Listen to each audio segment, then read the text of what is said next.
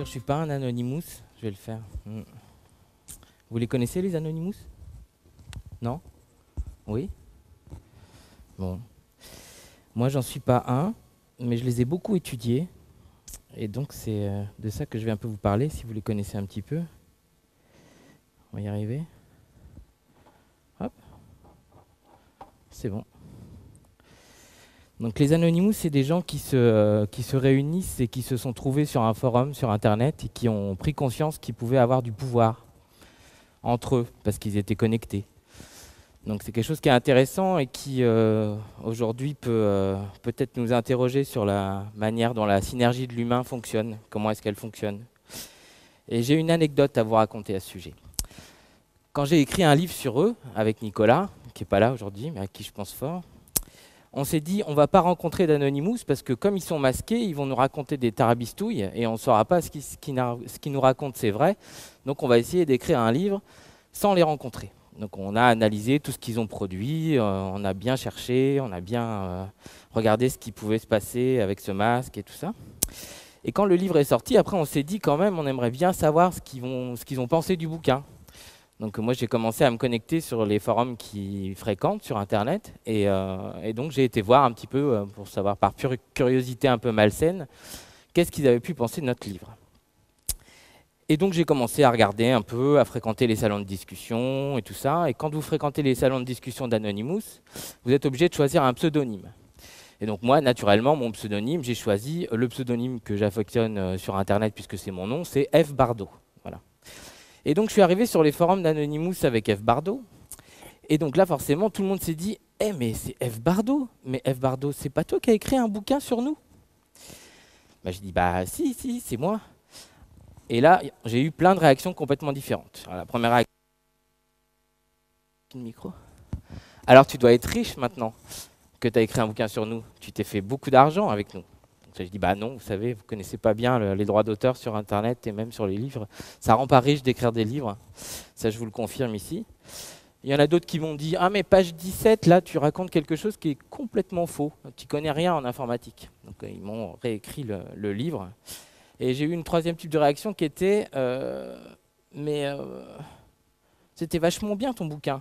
D'ailleurs, je l'ai piraté pour le lire. Je ne l'ai pas acheté, forcément. Donc ça, c'était la consécration pour nous, d'avoir été piraté par les Anonymous. Donc c'était intéressant. Et au fur et à mesure des discussions, j'ai commencé à me mêler à eux, on échangeait. Et il y a des vieux Anonymous, enfin des Anonymous expérimentés, qui ont commencé à m'emmener dans des salons de discussion et à me dire, bon bah voilà, comment ça se passe vraiment Anonymous, parce que toi tu as écrit un bouquin, etc. Mais voilà en fait comment ça se passe. Et donc au fur et à mesure qu'on a échangé, c'était assez intéressant, c'était effrayant parfois, mais c'était assez passionnant aussi de voir comment ça se passait concrètement. Et puis un jour, il y en avait un qui disait jamais rien dans le salon de discussion et qui m'a dit, mais comment tu as pu écrire un livre sur nous et comment tu peux parler de nous dans les médias alors que tu n'es pas un des nôtres? Tu ne sais même pas ce que c'est que d'être un Anonymous. Et je lui ai dit, je ne comprends pas, qu'est-ce que tu veux dire? Bah oui, là, tu t'appelles F. Bardot, là, tu n'étais pas anonyme, donc comment tu peux parler d'Anonymous alors que tu n'es pas anonyme? Alors là, j'ai réfléchi, je dis, mais attendez, il n'y a pas besoin d'avoir été tueur ou meurtrier pour être juge ou pour être flic, ou pas besoin d'avoir été peintre pour avoir un avis sur la Joconde. Il m'a dit, mais non, tu comprends pas, tu ne sauras jamais vraiment ce que c'est que d'être un Anonymous si un jour tu ne deviens pas anonyme. Donc j'ai réfléchi un petit peu, j'ai commencé à me dire, bon, bah, je vais chercher comment faire pour être anonyme. Et donc j'ai trouvé des moyens techniques d'être anonyme, ils sont à la disposition de tout le monde. Et donc je me suis reconnecté de manière anonyme, j'ai choisi un pseudonyme que j'aime bien, qui s'appelle Saint-Just, ne me demandez pas pourquoi, je ne le détaillerai pas ici. Et donc je me suis reconnecté, je suis arrivé, j'ai discuté, donc j'étais Saint-Just, j'étais plus Frédéric Bardot, donc c'était intéressant, les gens me disaient « Ah bah tiens, salut, t'es qui toi ?» Bah moi je suis Saint-Just, « Ah bah tiens, viens, on va discuter. » Et au fur et à mesure, comme j'étais pas trop bête et qu'il se disait peut-être que lui il peut nous aider dans nos opérations Anonymous, on va l'emmener dans un salon de discussion privé. Et j'ai retrouvé les mêmes personnes avec qui je discutais, sauf qu'ils ne discutaient pas avec moi, ils discutaient avec Saint-Just. Et donc on a discuté, et il y a un moment... J'avais compris ce que c'était maintenant que d'être anonyme, j'avais compris ce qu'ils disaient, donc je leur ai dit, mais bon, bah c'est bon les gars, c'est moi, c'est Fred. Et là, ils m'ont répondu, mais t'as vraiment rien compris, allez, dégage. Et ils m'ont dégagé. Et donc j'ai quitté la vie d'Anonymous comme ça. Donc vous allez me dire, qu'est-ce qu'il y a comme rapport avec la synergie de l'humain Anonymous, c'est un bon exemple de synergie de l'humain parce qu'elle est couplée à quelque chose d'intéressant en termes de synergie. Parce que quand je me suis penché sur le thème, j'ai eu un petit mouvement de recul. Je ne sais pas si les autres intervenants se sont dit la synergie de l'humain, peut-être toi, Claire ou Céline, peut-être que vous vous êtes dit tout de suite « Ah bah oui, la synergie de l'humain, c'est évident, je vais parler de ça ». Moi, ça m'a hanté un petit peu, hein, je me suis dit de quoi je vais bien pouvoir parler.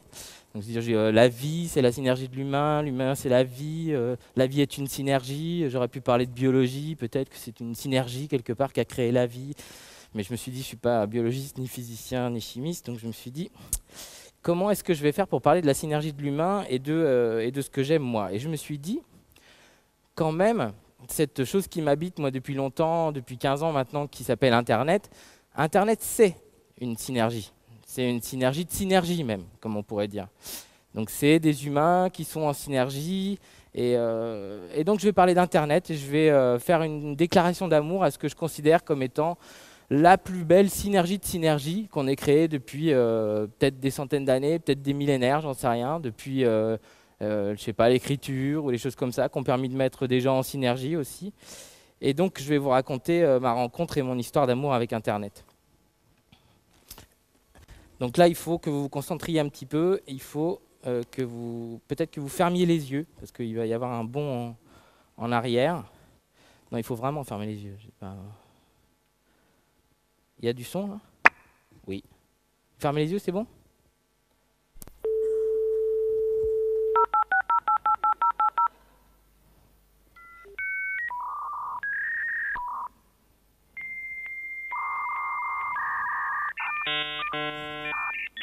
Oui, on l'avait oublié celui-là. Ouais. Donc ça vous rappelle quelque chose, ce bruit magique du modem qui ne s'arrête pas encore, hein. On n'est pas encore connecté là, hein. Et à un moment, ça se connecte. Voilà. Donc ça, c'est bien de se replonger là-dedans parce que moi, j'ai découvert Internet au moment où ça faisait ce bruit-là. Donc comme beaucoup de gens ici, hein. Mais je suis arrivé dans une entreprise, il n'y avait qu'un seul ordinateur qui était connecté à Internet. Un seul pour tout le monde. Et on était 450, hein. C'était en 97. Et donc forcément, tout le monde le regardait de manière un peu amusée, cet ordinateur. Et moi, je me suis dit, tiens, je vais m'asseoir à cet ordinateur. Et alors après, ça a été fini. Parce que là, c'était un vrai coup de foudre. Et donc, c'est rapidement devenu assez sérieux entre moi et Internet, au niveau de l'histoire d'amour. Donc, je ne quittais plus cet ordinateur connecté avec Internet. Et donc, tous les gens dans l'entreprise venaient me voir pour dire, alors, qu'est-ce qu'il y a sur Internet? Est-ce que tu peux me trouver des choses? Qu'est-ce qu'il y a donc de si intéressant? Et donc, je suis devenu complètement accro à ce réseau de réseaux. Et il a complètement transformé ma vie. Donc c'est là-dessus que je vais poursuivre parce que ça a été une synergie pour moi et il a pris une place vraiment incroyable et très importante. Et donc c'est ça qui m'intéresse, c'est parce qu'il a pris de la place dans ma vie et qu'il a pris de la place dans plein de vies qu'il a permis des choses qui étaient complètement inimaginables avant. Donc moi je suis devenu très vite monsieur Internet, tout le monde venait me voir dès qu'il y avait quelque chose. Et donc très rapidement, dans les années 2000, j'ai créé une start-up sur Internet. Et donc à cette époque-là, quand on avait 25 ans, on vous donnait 1 million de francs à l'époque, non 2000, je ne sais plus si c'était des francs ou des euros. Et vous aviez une bonne idée, il y avait Internet dedans, donc là, hop, vous pouviez avoir 1 million. Et donc j'ai créé ma première start-up et forcément, quelques mois après, il y a eu ce qu'on a appelé le crash du Nasdaq, et donc l'explosion de la bulle. Et donc le million s'est complètement envolé. Et tout le monde nous a dit, bon allez, on a bien rigolé avec votre histoire d'Internet, maintenant on va reprendre les choses sérieusement, on va arrêter un peu les bêtises. Et donc, pour le coup, moi, je suis revenu à un métier un petit peu normal. Et les pouvoirs magiques que j'avais acquis avec Internet, en fait, se sont transformés en pouvoirs presque maléfiques. Il fallait plus trop parler d'Internet, c'était après la bulle, et donc je me suis fait un peu discret. Sauf que la nuit, je continuais à arpenter un peu le territoire d'Internet, et j'y ai rencontré des choses assez intéressantes. Ça a changé ma vie aussi sur un autre biais. Je ne sais pas si vous connaissez le site Copain d'avant. Je ne sais pas si ça vous parle, le site Copain d'avant. C'est le site où en fait il y a souvent un copain de lycée un peu lourd que vous aviez envie d'oublier, qui vous recontacte et qui vous dit « Ouais, tu te souviens pas de la fois où tu avais perdu ton pantalon ?» Et là, en fait, non, vous n'avez pas du tout envie de vous souvenir de ça. Donc moi, c'est pas ça qui s'est passé. Moi, via Copain d'avant, j'ai retrouvé ma petite amie de lycée. Et donc ça a complètement changé ma vie parce que ça a été une reconnexion, là, pas virtuelle, hein, physique. Hein, donc c'était intéressant, voilà. Et c'était en 2002. Et après, on s'est perdu de vue, voilà, etc. Et on s'est retrouvés des années après grâce à un autre site que vous connaissez sûrement qui s'appelle Facebook. Et donc, Internet, et ce coup-là, on s'est mariés, on a fait des enfants. Donc là, ça y est, c'est bon. Hein, je veux dire, il n'y aura pas de troisième site.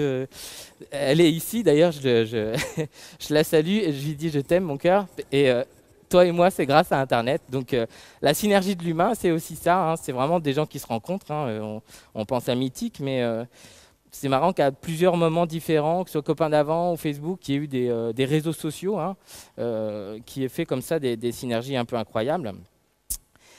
Et ça, ce qui s'est passé entre elle et moi, ça se passe au niveau des amateurs de poissons, ça se passe au niveau des amateurs de cuisine, ça se passe entre chefs d'entreprise. Donc il y a eu vraiment plein de choses qui se passent dans ce domaine-là. Et donc c'est pour ça que je me demande, moi, pourquoi est-ce que les gens ont peur d'Internet? Parce que vous savez, Internet, quand même, c'est en ce moment, c'est un peu... Il y a des nazis, des pédophiles... des pirates qui piratent des chansons et tout ça, c'est quand même, il y a un petit peu d'anxiété par rapport à Internet, la vie privée, tout ça. Et c'est vrai qu'on dit aussi que c'est très virtuel, que ça sépare les gens. Donc moi, ça ne m'a pas du tout séparé de ma petite amie qui est devenue ma femme. Et je trouve qu'il n'y a rien de plus réel et de plus humain qu'Internet. C'est-à-dire qu'il y a des tuyaux, il y a des choses comme ça, mais ce qui passe dans les tuyaux, c'est de l'humain. Et ça, on le sait quand on étudie l'histoire d'Internet. C'est-à-dire que moi, je ne suis pas arrivé par Internet parce que j'étais ingénieur ou parce que j'avais envie de bidouiller ou parce que j'étais un technicien. Je suis arrivé à Internet à cause de son histoire. Je ne sais pas si vous connaissez l'histoire d'Internet, mais c'est une histoire qui est assez fascinante. Et c'est une histoire de synergie, une histoire d'humain, une histoire de courant d'idées. Et c'est intéressant d'arriver à Internet et de ne pas le voir. Ça permet d'en avoir moins peur aussi, de mieux comprendre. Ce n'est pas juste une histoire de tuyaux et de choses comme ça. Internet est né de la rencontre de militaires, de chercheurs, de hippies, d'activistes. Il y a eu beaucoup d'argent qui a été versé sur Internet, mais il y a eu aussi beaucoup de LSD qui a été versé sur Internet. Et quand vous mélangez du LSD, de l'argent, des entreprises, des militaires, des chercheurs, des universitaires et des hippies, et il se produit un truc un petit peu bizarre qui s'appelle Internet. Et donc ça, quand on sait ça, que Internet, ça vient de là, on se dit, ah oui, mais c'est normal que ça ne rentre pas dans les cases et que ce soit un peu bizarre, mais Internet, historiquement, c'est une synergie d'humains, c'est comme une espèce de petit miracle, comme il y a pu y avoir en Grèce au 5e siècle, où la philosophie, la démocratie est née.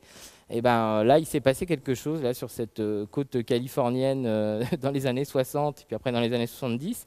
Et c'était une histoire de synergie. Donc ça, c'est très intéressant parce qu'en plus, cette synergie de l'humain et le fait qu'il y ait de l'humain, c'est codé dans le protocole d'Internet, dans la technologie d'Internet.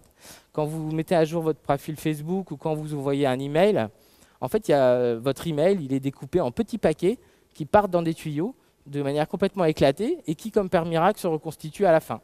Donc quand on pense à ça, c'est quand même incroyable. C'est-à-dire que c'est complètement décentralisé et c'est des petits paquets qui se baladent et qui se reconstituent à la fin. Et là aussi, on se dit que chaque nœud du réseau, c'est comme si c'était un humain qui était en synergie avec les autres. Donc quand il y en a un qui tombe, il y en a un autre qui reprend le relais. Donc ça, c'est intéressant parce que la technologie, elle fonctionne aussi comme une synergie. Et Internet, c'est un réseau de réseaux. Et c'est pour ça que moi, j'avais vraiment envie de faire le parallèle entre ce réseau de réseaux et la synergie des synergies. C'est-à-dire que la synergie, c'est intéressant, mais imaginez un outil qui vous permette de faire des synergies entre les synergies. On a une méta-synergie ou une synergie exposant la synergie. Et ça, c'est vraiment intéressant. Et cet Internet, il n'a que 40 ans, même pas, enfin 50 ans à peine. Et le web, il y a quelqu'un qui a inventé le navigateur Internet qui s'appelle Marc Andreessen qui dit qu'Internet est un bébé, voire un préado. Il a moins de 8000 jours. Donc s'il met 8000 jours, c'est pas beaucoup quand même. Donc il faut pas. C'est un ado un petit peu turbulent. Donc il faut être patient aussi avec les adolescents. Il ne faut pas tout de suite lui demander d'avoir des choses. C'est pour ça qu'il ne faut pas seulement avoir peur. Moi, des fois, les adolescents qu'on a à la maison, des fois, ils peuvent nous faire peur. Mais je veux dire, il faut les laisser grandir, il faut les laisser maturer. Donc Internet, c'est pareil. Et quand on a compris ça, que Internet est un adolescent, que c'est quelque chose qui est né dans des conditions bien particulières, on comprend mieux les choses. C'est-à-dire qu'on comprend le projet Wikipédia, pourquoi Wikipédia, c'est très important pour l'humanité, même s'il y a des trucs faux sur Wikipédia. C'est-à-dire que ce n'est pas ça qui fait que ce n'est pas important. On comprend aussi pourquoi Linux, pourquoi Anonymous aussi. Anonymous, c'est effrayant. Je veux dire, c'est des pirates, ils sont masqués, ils font des choses, ils rendent de compte à personne, on ne sait pas qui c'est. Mais ils ont créé des choses extrêmement positives. Ils ont aidé à pousser des dictateurs sur la sortie, ils ont défendu des gens comme Julian Assange, ils prennent fait et cause contre des injustices environnementales, des histoires de viol. Ils font aussi des choses extrêmement positives. Et donc Internet, pour moi, c'est vraiment ça. C'est pas des 0 et des 1, c'est une synergie de synergie. Et ça, c'est vraiment... tous les jours, j'ai pu expérimenter que Internet était une synergie de synergie, que 1 plus 1 sur Internet, ça peut faire 3, ça peut faire 1000, que ça crée des résonances qui sont incroyables et qu'avant, les gens qui étaient complètement séparés géographiquement, mais qui avaient une passion commune, pouvaient raisonner et entrer en synergie grâce à Internet. On le voit dans les années 90 aussi, un des forums les plus populaires et les plus actifs en France, c'était les fans d'aquariophilie, donc de poissons et d'aquarium. Je ne sais pas si avant Internet, les fans d'aquarium pouvaient se réunir et échanger comme ça. Je ne sais pas si ça aurait donné la même chose s'il n'y avait pas eu Internet. Donc c'est une infinité d'ensembles infinis de synergies qui rentrent en synergie les uns avec les autres. Et ça, c'est ça qui me passionne, c'est ça qui me fait lever le matin, parce que ces synergies-là, j'essaye de les mettre au service des gens qui en ont le plus besoin. Donc ça peut être les enfants, ça peut être les ONG, la société civile, les jeunes des quartiers. C'est ça, moi, qui me fait lever le matin. Et pousser cette synergie-là au plus loin possible, c'est voilà, c'est ça qui m'anime. Et ma mère serait là, elle dirait « Oui, mais tu ne te souviens pas, avant tu disais que tu n'étais pas de ce monde, que tu aurais voulu naître à un autre endroit, à un autre moment dans l'histoire du monde. » Je ne sais pas si ça vous le fait aussi. Moi, je rêvais d'être né soit effectivement à l'époque de Socrate, soit pendant la Révolution française. J'aurais voulu connaître la Révolution française, moi. Et bien ça, maintenant, je ne le pense plus. C'est-à-dire que je pensais ça quand j'étais adolescent parce que je n'avais pas fait cette rencontre avec Internet. Et maintenant, je pense plutôt à la manière dont Robespierre aurait tweeté ou envoyé une photo sur Instagram pour dire « Regardez, à la Convention, on a voté l'abolition de l'esclavage, le droit des femmes, puisque ça existait pendant la Convention aussi. » Et donc, c'est ça, moi, qui fait que maintenant, je me sens vraiment dans mon époque et que je vois cette chose transformer les rapports de force tous les jours, politiques, individuels. Et c'est une chance incroyable, Internet. Donc n'ayons pas peur d'Internet, c'est une manière de resynchroniser toute l'humanité, de le faire sans frontières, sans droit aussi, donc c'est un peu particulier, mais aussi sans les frontières du droit, sans les dogmes, sans les religions. Donc c'est pour moi une manière... Céline, je crois que j'ai une meilleure traduction de empowerment, parce qu'elle existe déjà en français depuis longtemps, mais on l'a laissée tomber parce qu'elle est un peu trop chargée politiquement. Mais pour moi, l'empowerment, c'est l'émancipation. L'émancipation. Donc c'est pas sale, c'est pas seulement marxiste, c'est pas seulement l'émancipation, c'est aussi ça. Et pardon ? Un peu plus, ouais, on ne sait pas. Et ce qui m'occupe maintenant, c'est j'ai monté une école qui apprend à coder à des jeunes des quartiers.